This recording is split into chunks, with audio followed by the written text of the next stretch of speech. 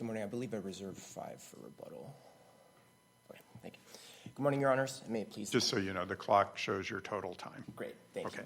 Good morning, Your Honors, and may it please the Court. My name is Charles Ray. I'm here on behalf of the plaintiffs in this case, Hubbard, and the other collective class members. The 3 major issues that are presented to you here on this case are, 1, to do a building block sort of approach on this is, 1, did the district court err in making the decision that there was no showing of willfulness or no question of fact of whether or not the actions taken by the county in this case were willful and whether or not that should continue to be decided by a jury. The second issue here is whether or not Just to interrupt for a minute. Sure. If not, don't you lose otherwise on everything else? Because I'm sorry, don't you then, if not, if he didn't err in that regard, isn't that basically the end of the case? It is. Yes, it would be because of the statutory issue that's there. However, if there is a finding of willfulness, it does extend that statute from 2 to 3 years. Right, okay. So- But otherwise, you didn't make the 2 years and you don't have any argument about. We don't get to we don't get to the next phase of those arguments. Okay. I would absolutely agree with that. And so the statute is clear that if there's a finding of willfulness, that it is extended from 2 to 3 years. And that's what we've been arguing from the inception of this case, that this was a willful failure to pay the overtime. And the district court's decision on the papers to say that it was not willful was error, because it's a question of fact, not a question of law. We're not here to define what an offer is. We're here to submit this to a fact finder and say, okay, when the county met with the union prior to beginning the COVID classes and had requirements of it, if there's a change in overtime pay or any type of change regarding wages, and they did. And what's the relevance of that to the Fair Labor Standards Act case? I mean, it might be a breach of, the California collective bargaining laws, but what does it have to do with the Fair Labor Standards Act question? Because it's showing that their decision to not pay was willful. Well, it was certainly. I mean, they definitely made the decision if it's willful in that way, but that whether it was willful in the sense that they knew that they were violating the Fair Labor Standards Act, what does the bargaining have to do with that? I was absolutely baffled by the connection. Sure, and in the MOU, there is a section that specifically cites the FLSA and says that where this is silent, where the MOU is silent, you yield to the FLSA. And FLSA says at 201 that you're supposed to pay for overtime for wages earned. So, I mean, I'm having perhaps the same issue that Judge Berzon is having. I absolutely understand your argument that they willfully violated the CBA, but I don't understand how that relates to a possible willful violation of the FLSA. Are you saying that any willful violation of the CBA is automatically a willful violation of the FLSA? I would not make that wide-ranging of a position. We're saying in a specific instance here, the county knew what the guidelines were, and the FLSA does control in certain respects regarding overtime. The MOU says over 40 hours, you're supposed to get certain overtimes and things of that nature. It's appellate's position that the evidence of the meeting shows that this was a willful failure to pay because 201 still applies. The MOU makes that clear. And so if we're willfully violating the FLSA per the MOU, we're still in the same position and talking about the same issue.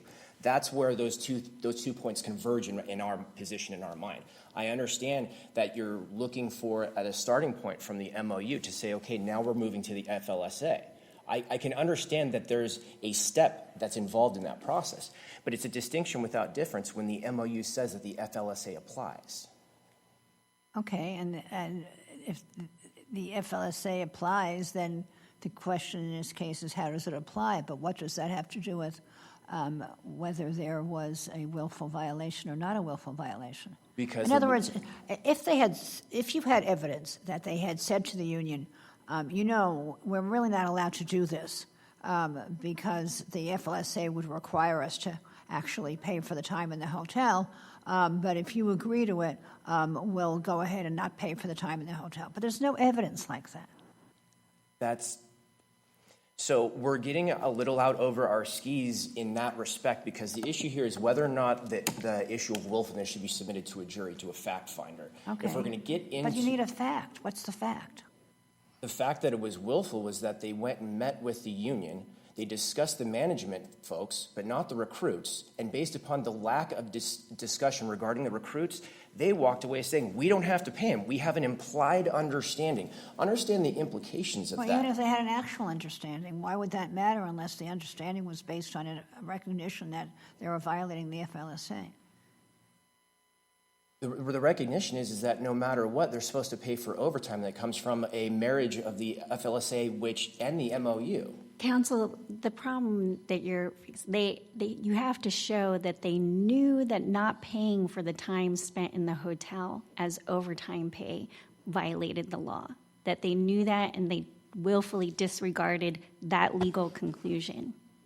And that, yes, choosing not to pay, yes, they definitely chose not to pay overtime for that time. What evidence do you have specifically that they knew the time spent in the hotel, not paying overtime for that time, violated the law? By specifically trying to obtain an agreement or an understanding that they would not pay for that time. Isn't that, I mean, this is a little far afield, but isn't that what management is supposed to do, to talk to labor and try to find out what their understanding is? Again, as Judge Berzon is saying, you know, if they'd sat down with the union and said, we know we can't do this under the FLSA, but here, why don't you help us violate the law and maybe we'll give you something else. But isn't normally consulting with the union on something like this a good thing? Absolutely. And I'm not To bargain for more than what the law requires, right? So if they're in negotiations with the union saying, we know that the FLSA doesn't require overtime for these hours, but we want to bargain for more, that was an option, right? So they had to reach an agreement with the union about what would happen under these circumstances that could go far beyond what the FLSA minimally requires. The FLSA, in and of itself, there's 785.23, which allows reasonable agreements between parties that are not in violation of the law. And I think that bootstraps more or less the position that you're taking on this. So just reaching an agreement with the union, be like, we can go above and beyond the law, or we can go to what the law requires. It doesn't necessarily imply that they were agreeing to violate the law, correct? I would say, I don't think you're ever going to get a defendant, especially the county, say that we're agreeing to violate the law. So we're never going to have an agreement for that. Mm-hmm. So, but what I'm saying here is that because they secured an implied agreement without even discussing the recruits, they knowingly believed that there was an issue of overtime pay. They did not discuss the recruits, just said, we're going to do what we want to do. That, in essence of itself, is the evidence of them knowing that they had. Now you're saying the problem is not that they agreed, but that they didn't agree. They did not agree. And here's the important distinction here is, think about the implications of what the county has presented as how this went down. They talked about the management structure and them being paid overtime. They never discussed the recruits, ever. And the county said because they failed to discuss the recruits during that meeting regarding overtime, they had an agreement with the union that they were exempt from overtime. That's an insane connection to make. But it wasn't that they were exempt from overtime. The district court here, or a district court in another case, found that there's a unusual and specific regulation here regarding firefighters and training and so on. Certainly. Right? Certainly. And so the question was whether the fact that they had to stay in the hotel was within or outside of it. The answer is not transparent. It's not. And so if it's not transparent, then how could they have willfully violated it? And especially when the district court ultimately found that they didn't violate it at all. The district court's finding they didn't violate it was based upon the meeting. And the meeting itself shows that the county was. The district court's finding was based on the meeting and not on the fact that there was an actual his understanding of what the FLSA requires. The meeting with the union and the implied understanding and the consult, I believe the district court actually used the word consult. The consulting between the county and the union is what made this not willful in the eyes of the court. That's my understanding of how that. I thought he found, in the other case, they found that it was actually legal not willful. I'm Legal. not saying that these agreements are unenforceable. That's not the argument here. The argument here is whether or not this was a valid agreement, whether or not this was willful, because there was no agreement. They didn't even never discuss the recruits, and walked away with an implied understanding. But if what they did was legal was valid under the FLSA, then it can't be willful. I completely disagree with that analysis. How could it be willful if it has to be a willful violation? First, it has to be a violation. Because you have the FLSA, which establishes overtime pay. We can start there. Then you can have a reasonable agreement to exclude certain time. We're saying there was never any agreement. So are you saying that the prior panel is just wrong? If we want to go there, sure. Okay, so it's, in your view, it's obvious that this is a violation, but the other panel, unpublished decision, just didn't see it. We never got to this specific issue because the implied understanding, by the way, did not come out in that case until discovery in the instant case. Although I took the other panelists talking about what the meaning of 785.23, I'm assuming, is the Yes. reasonable agreement? Well, I'm also looking at the discussion of the CFR. Right. And so the facts in this case and the implied understanding here, the fact that the county tried to secure an agreement in place saying we are not going to pay you for certain overtime, we think is indicative and evidences that this was willful because they secured an agreement that was in no way enforceable. Counsel, did you want to reserve the rest of your time? I have a few short minutes. I just want to No, that's fine. You can do your time the way you want. Yeah, no, I thank you. Thank you for that. Moving to the next point, and this is whether or not the application of the relation back should apply to FLSA cases, specifically ones that fall under the 216 notice requirement. We believe that the case of Guy that we've fully briefed on this issue makes it very clear that the relation back that mirrors Rule 23 should also apply in these cases for the obvious reason of the utility of what it provides. If we're going to say that someone doesn't enter a case, their entry point is not until their written consent form is submitted, then we have a timing issue here that's not covered, that Rule 23 explicitly covers and should apply in the 216 type of cases, which is these FLSA cases. So it's not a very complex, it's a change in law, and we think that the law should be updated on that point. And finally, I'll just add, reserving my remaining time, is that the third point is whether or not when the court looked at the underlying case, the Hunt case that's been discussed and that was up on appeal, when the court took the decision from Hunt, which was not raised on MSJ, and then applied it in this case, it never gave the appellant an appropriate time to show the distinction between the facts of that case and the instant case. And so with that, I'll reserve my remaining time. All right, thank you, counsel. Thank you.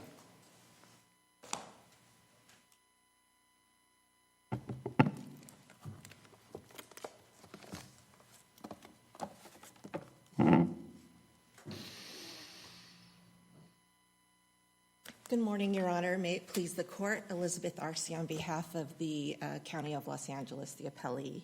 I'd first like to address counsel's argument regarding the issue of willfulness. First of all, I'd like to point out that counsel indicated that willfulness is a question of fact that should have been decided by a jury instead of the district court. I'd like to remind counsel, or Your Honors, of its decision in 2022, Ray versus the Los Angeles County of Public Social Services, where it found that a court can decide the issue of willfulness on summary judgment where there were no issues of material fact, and that was the case here. We submit that the district court properly decided that the county did not act willfully under the FLSA, and I think the issue here, the weakness in the appellant's argument is exactly what Your Honor's questions have revealed, that it seems to be that there's a fundamental misunderstanding between the obligations that are provided for under the FLSA versus what's provided for under a collective bargaining agreement. In this instance, it's the Memorandum of Understanding. Appellant seems to conflate the two concepts together, and as the court is aware, the FLSA sets the minimum statutory requirements that an employer is supposed to follow for purposes of compensating employees. A Memorandum of Understanding or collective bargaining agreement can negotiate for greater benefits than that.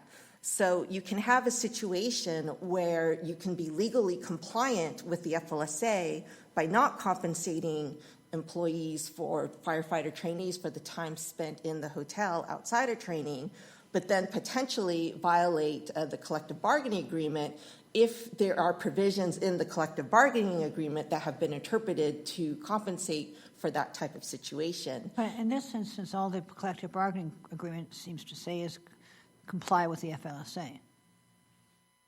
So the collective bargaining agreement, so this is another issue that I'd like the court to focus on as well, is that the council's arguments in terms of what the collective bargaining agreement provides for are simply his interpretations. There's been no evidence admissible from any county personnel indicating what the provisions of the collective bargaining agreement provide for. The collective bargaining agreement does in places say that we are to comply with the FLSA, but there's also language that opposing counsel cites to in his briefing, which he says to support his argument that overtime should have been paid, is he cites to a provision that says, no agreement, alteration, understanding, variation, waiver, or modification of any terms of these provisions contained herein shall in any manner be binding upon the parties hereto unless made and executed in writing by the parties, and if required, approved and implemented by the county's Board of Supervisors. All the plaintiff cites to is a provision that generally says that firefighters would be entitled to overtime.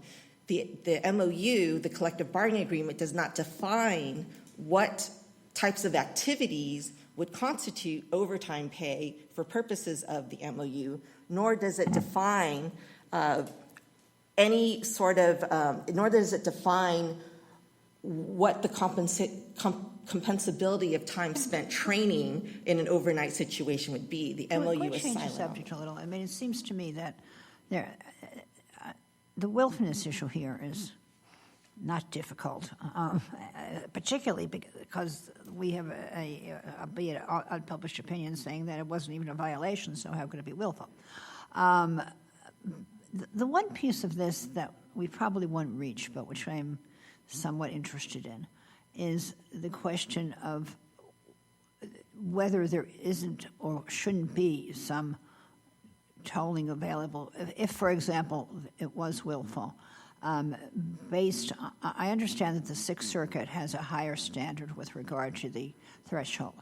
But even so, I mean, as I understand this system, if the complaint was filed on the last day that it was of the limitations period, then, and if the time to run to the accrual date is the consent time, it's never going to be timely unless there's tolling. Because particularly because anybody other than the class than the original plaintiffs aren't even going to know there's a case in time. Well, under Your Honor's hypothetical, if a plaintiff were to file on the very last day, Or not, but it doesn't have to be the last day. That just exacerbates it. But it could be a month before, even, or 2 months before. By the time they get the notices out and anybody gets them and so on, almost surely the time has run. So, Your Honor, I would focus your attention on 29 U.S.C. 256. I know it says that. I know it says that. But that leads to the question. But there were 2 judges in the Sixth Circuit and a district court that said that under their circumstances there should be tolling. And I'm wondering why this is different, even though we don't have as high standards for preliminary for notice. We still have some standards for notice, and it still takes some time, and people are still going to be out of luck who didn't know there was a case. Well, Your Honor, I think the difference there between the Guy case, which is an unpublished Michigan district court case. But it's not only the district court. There were 2 dissents in the Sixth Circuit. Correct. So, the Sixth Circuit and the Clark case. So the difference that we see there is that the Sixth Circuit has adopted basically a one-step I understand process. that. I understand that. But they said under those circumstances there could be tolling. I'm saying even without a higher standard, there's still a standard, and it still takes time, and the time's still going to run before anybody knows there's a case. Well, I do think it does make a difference, Your Honor, between having a one-step versus a two-step process. This Ninth Circuit has adopted the two-step process in Campbell versus City of Los Angeles, and I believe they recently reaffirmed the two-step process in a case, I think it's called Okay, but it's Harefield. still, the first step still takes some time. Well, Your And Honor, the time could run before anybody is informed that there's a case. I understand your point, Your Honor, but because of the two-step process and that the first step is a more lenient standard that for the most part can be decided by at least district courts within the Ninth Circuit based upon the pleadings and maybe some declarations, that it does... But the time is more than zero and probably more than a month or two. That is correct, Your Honor. But, practitioners that have operated in this area have typically moved expeditiously to try to seek conditional certification at that first step. Going back to the Hunt case, which was the first case before this one, the court actually set a 60-day deadline for the plaintiff, Brian Hunt, to seek conditional certification of the case as a collective action. Mr. Hunt did not satisfy that deadline, which resulted in Mr. Hubbard filing this incident lawsuit. So, Your Honor, whether it's the court, district court that provides a deadline close in time after the filing of initial complaint, or in many situations, it is the expedience of the council that has moved right away to seek collective action certification, that there is no prejudice there. I understand in this situation that appellant waited several months until after the lawsuit was filed before seeking conditional certification. But what I'm advocating for is that the county should not be jeopardized by that strategic decision to delay seeking conditional certification of that motion. He had the freedom and the ability to do so shortly after the complaint was filed, and especially one would think, given the urgency of the fact that Mr. Hunt missed the deadline to seek conditional certification, that they would have moved more expeditiously in the Hubbard case.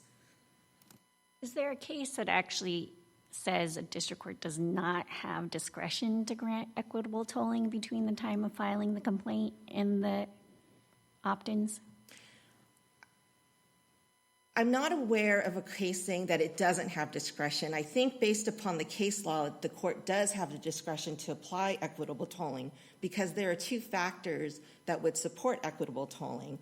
The first factor would be, were there extraordinary grounds that existed beyond appellant's control that made it impossible for the appellant to file a claim on time, or that the county engaged in some sort of wrongful conduct that prevented appellant from asserting that claim. It seems that in this case, the appellant has asked for equitable tolling. This is now the third time. The first time he asked for equitable tolling. I understand there's two different equitable tolling issues here. There's one based on alleged wrongful conduct, but then I'm asking specifically about the period of time between the filing of the complaint and opt-ins. Is there any precedent or rule that you can point to that says a district court cannot grant equitable tolling from the time the FLISA action complaint is filed to allow essentially time for the first step in the process for people to opt in? I'm not aware of a case that addresses that issue in this specific context in determining. So it's an equitable tolling. Assume there's some discretion here on the part of the district court just to grant equitable tolling on that basis. We don't necessarily have to address a categorical rule in this situation because even if the district court had the discretion to grant equitable tolling, the plaintiffs would also have to show a 3-year statute of limitations. Is that correct? To even make it matter, essentially. Correct. Okay. And I think that's the fundamental issue as well, is that, and I think appellant has conceded that the 2- and 3-year statute of limitations has expired, and he would only be able to avail himself of the 3-year statute of limitations if equitable tolling were to apply. And he can't avail himself of the 2-year statute of limitations no matter what. Correct, no matter what, right, exactly. And just to, if I can just put a finer point on your question, Your Honor. So I'm not aware, now that you've clarified your question, the equitable tolling cases that I think both sides have relied upon are kind of just in a general context of whether equitable tolling applies, because I do not believe there is a case that specifically addresses equitable tolling in this particular situation. However, I'm going to revise my statement a little bit to say I'm kind of cautious to say whether discretion is involved given what 29 USC 256 says. I mean, it provides pretty explicit guidelines in terms of when a statute of limitation, when it applies in this type of situation. I understand, but we didn't, if we agree with you on willfulness, we don't have to reach that question. Correct, Your Honor, correct. If there are any other questions? No, thank you, counsel. Thank you.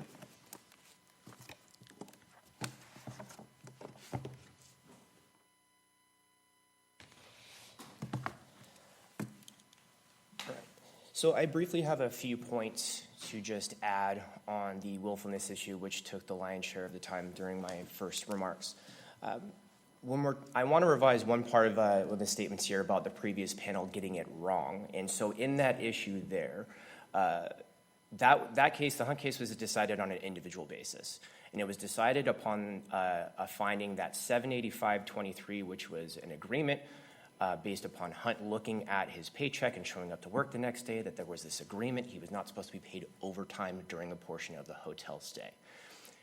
Those facts in that case differ from the facts in the instant case, because the county in that case defended that case, saying that the 785 agreement and that part of the CFR applies. Here they're saying there's an implied agreement, which is that was made between the union and the county prior to beginning. This is a dramatically different set of facts that we have here. And so based upon that, I would like to revise my statement saying that the previous panel got it wrong. I misspoke on that, and I apologize. Moving to the willfulness issue again, the fact that they had to secure an agreement that the MOU, where the MOU of the sets the standard that we are to comply with the FLSA, and even when you secure an agreement that says we are going to exempt you from certain overtime at a certain time and place, that is a modification that is showing that we are deviating from the FLSA, which says if you're working, you got to be paid, and they were exempting time. I understand the overlap and acknowledge the overlap of an MOU affecting the FLSA. The whole question in this case is whether they were working. That's the issue. And to that point, that's not up on appeal right here, but there has evidence that has come out during discovery that they asked and in fact wanted our clients to be physically and mentally available at all times. They actually said that. It was cheaper shears. First time we actually had some evidence to show that they burdened them with that task while at the hotel. Burden goes into whether or not someone is working. It's a whole other use of issues that are not up for appeal at this stage right now. I think if the case gets kicked back, we'll be right here back here talking about it again, but that's where the case stands right now as far as the appealable issues before this panel. All right, we thank counsel for their arguments. The case just argued is submitted, and with that, we are in recess for 10 minutes. All rise.